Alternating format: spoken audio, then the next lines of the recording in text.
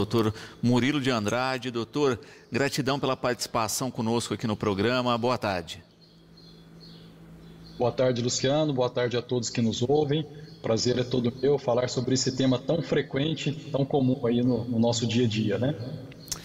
Doutor, pedras nos rins, né? Eu queria começar justamente com o básico aí, né? O que são, não é? A causa principal aí das pedras. As pedras nos rins, elas são pequenos cristais que vão se agrupando dentro do sistema urinário. Então, ela pode acontecer no rim, pode acontecer no ureter, que é o canal da urina, pode acontecer na bexiga. Toda a região da via urinária, né, pode estar sujeita à formação de cálculos urinários, né? É decorrente do processo natural de filtragem. Então o rim ele filtra o nosso sangue. O rim de um adulto filtra aproximadamente 200 litros de urina por dia. Então, intensa atividade metabólica, um órgão que trabalha constantemente, e muitas vezes formam-se cristais. Cristais de ácido úrico, cristais de cálcio, de oxalato, de substâncias presentes na urina. Quando essa concentração de cristais excede um coeficiente de solubilidade, então há uma agregação, uma cristalização, formando as pedras nos rins. Perfeito. Quero começar aqui também com uma pergunta do espectador falando o seguinte: faixa etária interfere nisso? Crianças podem ter pedras nos rins? Podem, excelente pergunta. É interessante que nos últimos anos nós temos acompanhado um aumento da formação de cálculos em criança, na faixa etária pediátrica. Geralmente é uma situação que acomete o adulto jovem, né? Pode acometer a pessoa em vários momentos da vida, em várias faixas etárias, mas geralmente é uma situação do adulto jovem. E temos hoje observado um aumento dos cálculos em crianças também, muitas vezes decorrente de alguns fatores relacionados ao estilo de vida, como aumento do consumo de sódio, de alimentos industrializados, o sobrepeso e a obesidade também há uma correlação com o aumento da formação de cálculos nessa faixa etária. Primordial aí, né, que é o consumo de sódio, por exemplo, e os hábitos de vida aí, que é também da nossa espectadora, da Priscila, não é? Hoje em dia a gente aumentou muito o consumo de produtos industrializados, não é? E lendo os rótulos aí a gente vê sódio presente em quase tudo. Então às vezes a pessoa acha que não está consumindo, mas na verdade está. Exatamente. É um ponto que eu insisto muito, até nos pacientes que têm uma tendência à formação de cálculos, né? Às vezes ele consome um produto que é um produto doce. Então, compra um pacote de bolacha doce, né? E dentro desse produto tem conservante, acidulante, corante. Geralmente é um sal à base de sódio. Então, às vezes a pessoa ingere um alimento doce, mas está ingerindo sódio, né? No cômputo geral, ao longo de 24 horas, essa ingesta de sódio é bem significativa. Consumo de água, não é, que é um outro fator aí primordial para se evitar os cálculos no organismo. O Roberto aqui coloca, né? Consumo de água ou consumo de líquido, não é? Qual é a diferença aí? E líquidos contribuem também para evitar ou não? Tem que ser água mesmo, doutor? A água é o melhor, né? Se a gente for responder claramente, a água é o melhor. Por quê? Porque alguns líquidos ajudam. Então, por exemplo, os sucos, principalmente os sucos cítricos, que tem um componente que é o citrato, que previne a formação de cálculos, né? Bebidas isotônicas, água de coco. Agora, quando a gente abre para todo o grupo dos líquidos, aí tem outros líquidos que vão favorecer a formação de cálculos. Por exemplo, eu cito aqui o refrigerante. Ele tem um nível de acidez elevado, né? Tem um pH baixo, tem vários tipos de sais, por exemplo, ácido fosfórico e outros componentes. Então, não vale a pena pensar só nos líquidos, né? Então, é importante que seja água, sucos naturais, né? Produtos naturais, e evitar aí os refrigerantes, por exemplo. Perfeito. Cálcio na alimentação, ele colabora para evitar pedras? Essa pergunta é interessante porque é o contrário do que a gente imagina, né? A principal etiologia, ou seja, o principal componente dos cálculos urinários, eles têm cálcio. 70 a 80% dos cálculos urinários, eles têm cálcio na sua composição. Então, instintivamente, o que nós pensamos? Bom, se eu tenho uma formação de cálculos de cálcio, eu devo evitar o consumo de cálcio na minha alimentação. Mas é ao contrário, né? Quando nós não ingerimos cálcio numa concentração adequada, o nosso corpo ele precisa retirar o cálcio dos ossos. Então, há um aumento do cálcio no sangue e o rim que está constantemente filtrando o sangue, ele vai ter um aumento da concentração de cálcio aí na urina.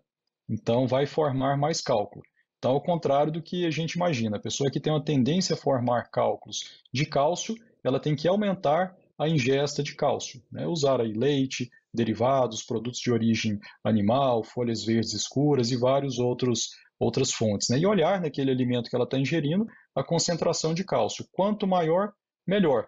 Sem falar nos benefícios no longo prazo com relação à saúde óssea, né? Nós temos que incrementar o cálcio na nossa alimentação.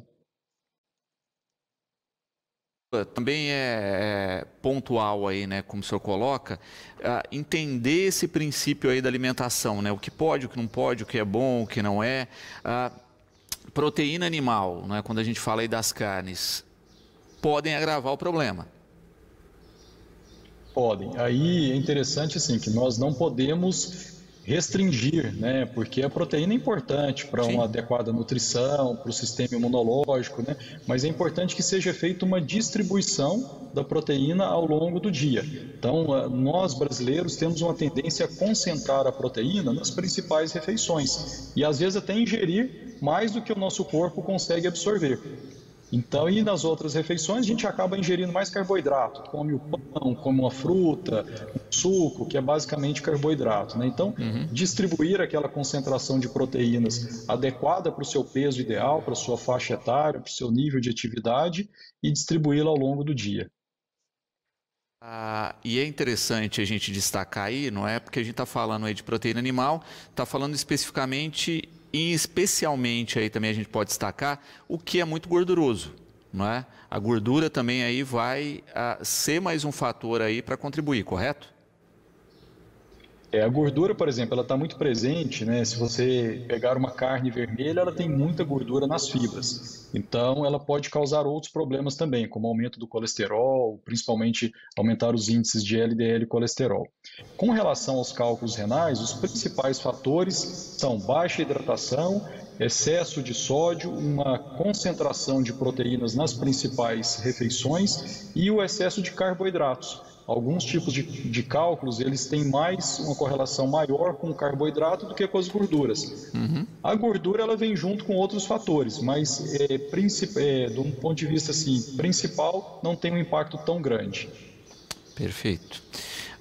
E é interessante a gente falar também uma questão que hoje se aplica muito, que é a interação entre os alimentos, né, doutor? Muitas vezes, por exemplo, a gente está falando aí da gordura. A gordura é um alimento que ela acaba interferindo na hora da ingestão, na absorção do cálcio, não é?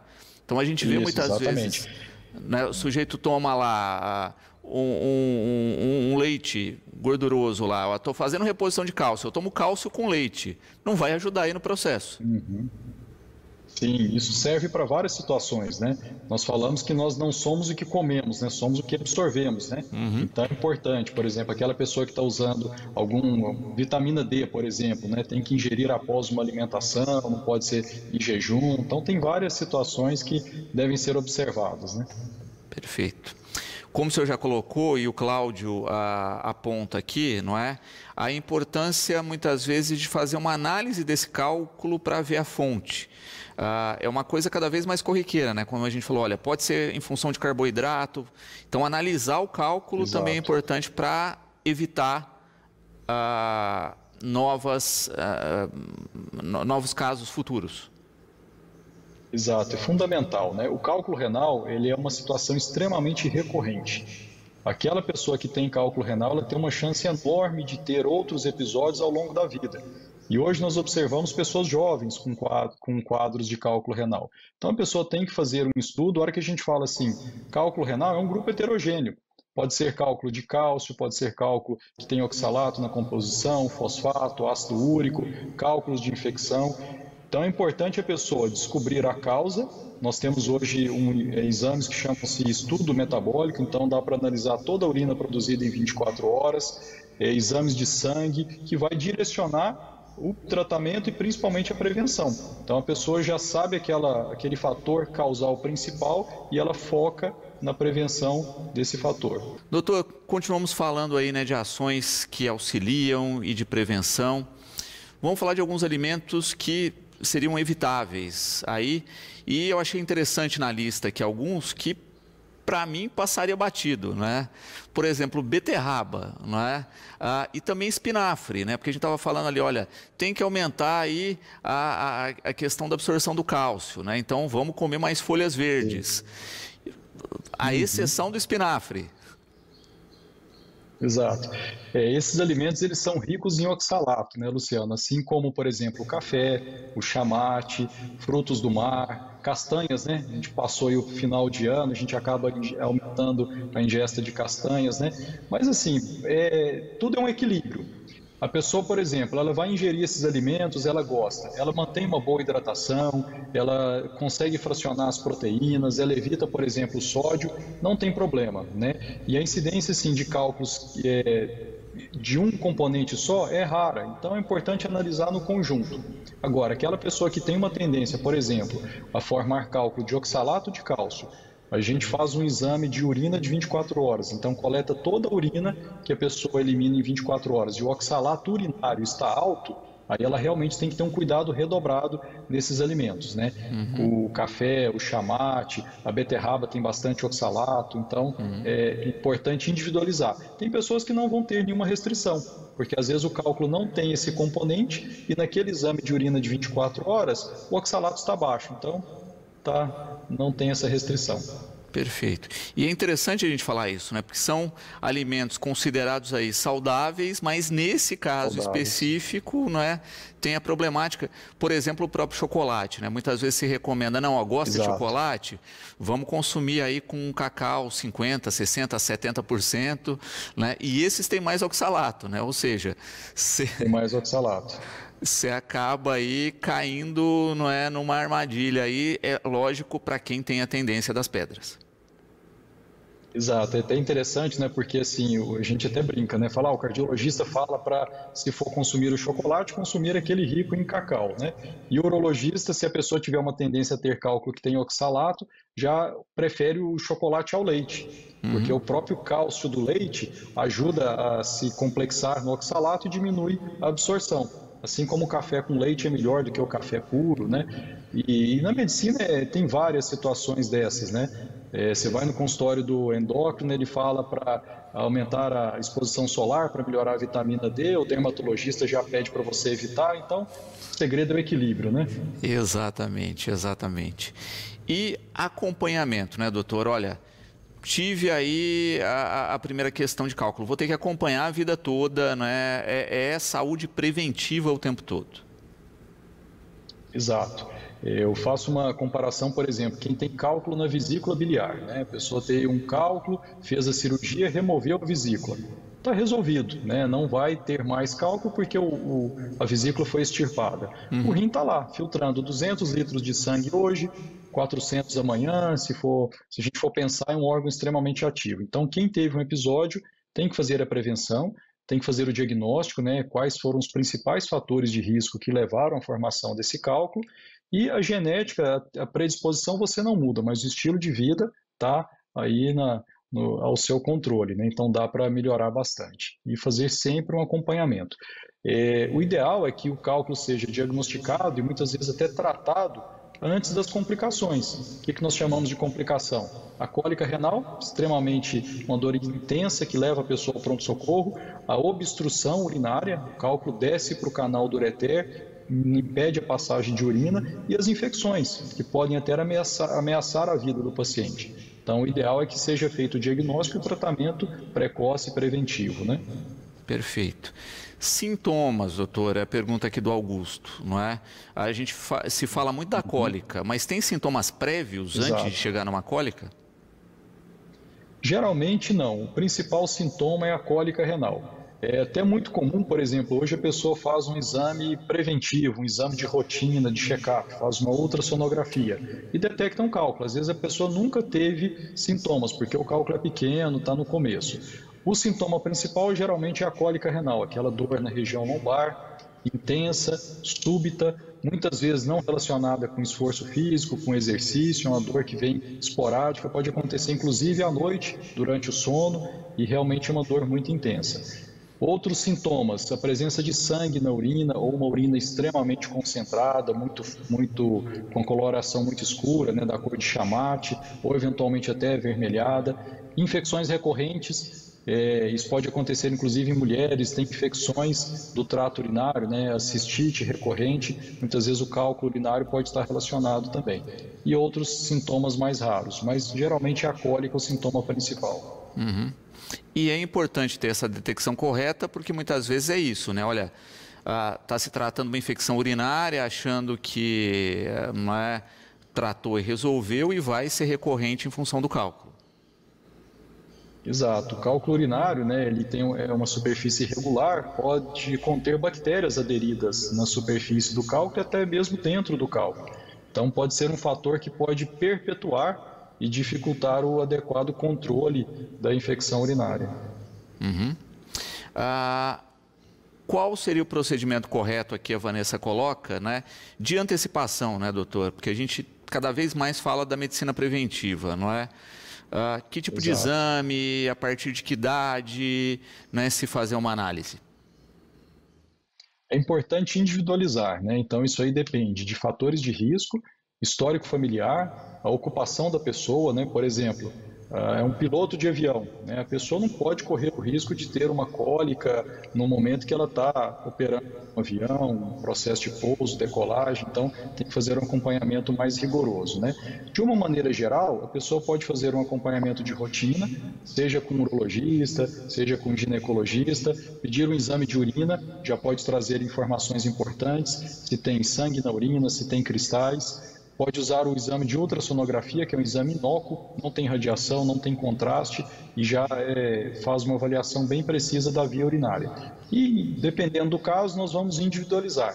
Algumas pessoas vão precisar progredir, eventualmente fazer um exame de tomografia e outros exames mais direcionados para cada pessoa, cada situação clínica. Muito bom. E Rogério aqui para finalizar, doutor, não é? Nessa questão específica o senhor colocou aí essa condição familiar, né? Tendência familiar aí é um fator predominante? Olha, se tem na família eu tenho que ficar atento?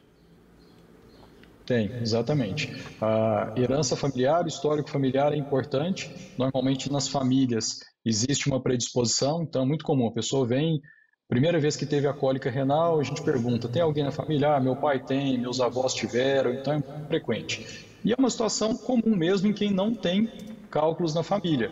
Então tem estatísticas que falam de 15%, eventualmente até 20% da população pode ter um sintoma de cólica renal ou apresentar um cálculo renal ao longo da vida. Então, é uma situação muito comum, né? No pronto-socorro é raro você chegar num dia de trabalho, de atendimento e não atender uma cólica renal, mesmo em quem não tem um antecedente familiar. Perfeito. E é interessante também colocar essa questão, porque, olha, a gente vê a questão familiar na questão genética especificamente, não é? Mas os hábitos são os mesmos, né? Ou seja, o que um sujeito está consumindo, o outro também está. Então, você soma dois fatores aí, né? O ambiental, né? E também o genético. Exatamente. Tem uma frase que eu gosto muito na medicina, né? Ela serve para doenças oncológicas e para cálculo renal ela cabe bem também. Fala que assim, os genes carregam a arma, mas nosso estilo de vida puxa o gatilho, né? Então, tem pessoas que falam, mas meu amigo não se hidrata, exagera no sódio, nunca teve cálculo renal, eu procuro ter aí uma alimentação bem saudável e tive, é por conta de fatores genéticos, né? Então, é importante conciliar esses dois fatores, né? Muito bom. Doutor Murilo, gratidão pelas informações. Eu espero que a gente tenha sensibilizado as pessoas a olharem com mais atenção aí essa questão.